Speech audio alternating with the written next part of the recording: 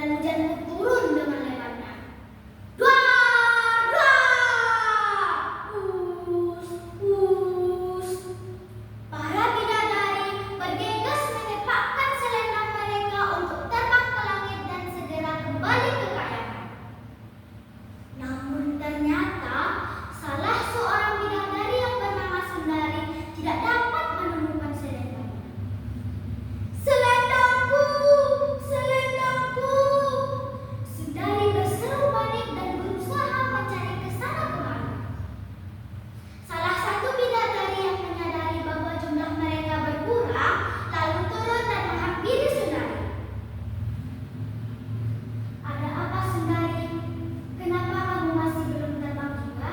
Loh, kemana selendangmu?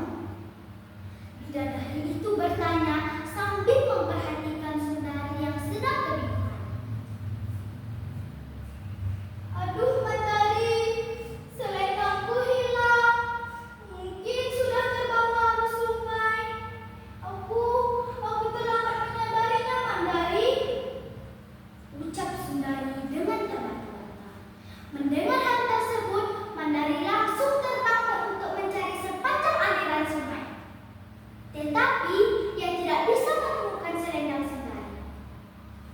Hari semakin senja dan hujan pun semakin deras. Mandari sadar betul bahwa sebuah pantangan besar. Jika salah satu bidadari masih berada di bumi saat malam hari, mereka akan berubah menjadi manusia.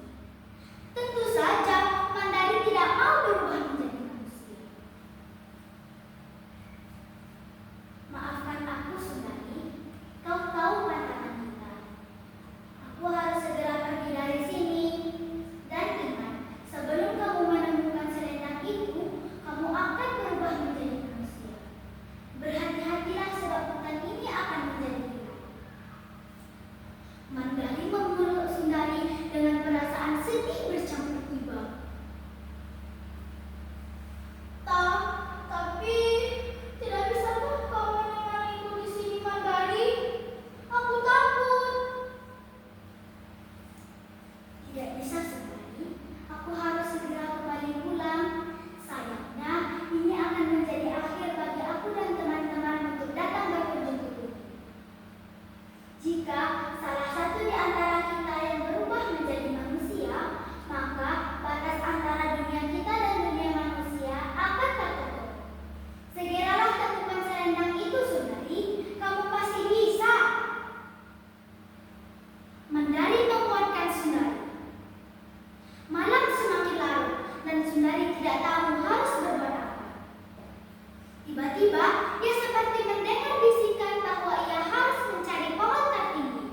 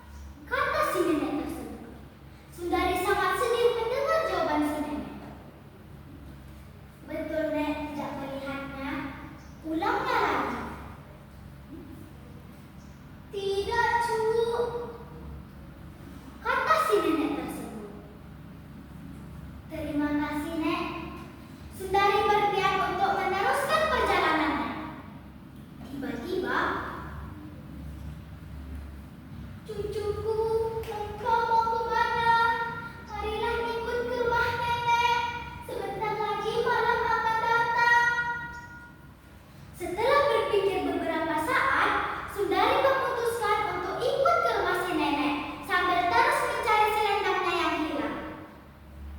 Suatu pagi, si nenek pergi memandikan kerbau. Karena bosan merasa tinggal sendirian, Sundari membersihkan kamar si nenek. Tiba-tiba, ia melihat sebuah selendang yang sangat mirip dengan selendang miliknya. Ketika si nenek pulang, Sundari menanyakan pemilik selendang tersebut. Si nenek terkejut karena Sundari sudah menemukan selendang miliknya. Dengan berat hati, si nenek mengakui bahwa selendang itu bukanlah miliknya. Maafkan nenek, Cu. Selendang itu bukan milik nenek, melainkan milikmu. Nenek sengaja menyimpannya agar kamu bisa menemani nenek, kata si nenek dengan penuh penyesalan. Sundari sangat bahagia mendengar hal tersebut. Sundari langsung mengalungkan selendang itu. Seketika, Sundari berubah menjadi bidadari yang memancarkan cahaya yang menyilaukan mata. Nenek itu sadar bahwa Sundari bukanlah cucunya. Sundari berpamitan ke si nenek. Nek, jaga dirimu baik-baik ya. Terima kasih sudah merawatku selama di bumi ini. Hari demi hari dan bulan pun demi bulan berlalu. Si nenek sangat merindukan Sundari. Suatu hari, dia melihat cawan keperangan di atas tempat tidurnya. Di dalam cawan itu, dia melihat buah pinang yang bentuk dan rupanya tidak pernah ia temui selama ini. Ketika si nenek menyentuh buah pinang itu, dia seperti mendengar suara Sundari. Nek, tanamlah biji pinang ini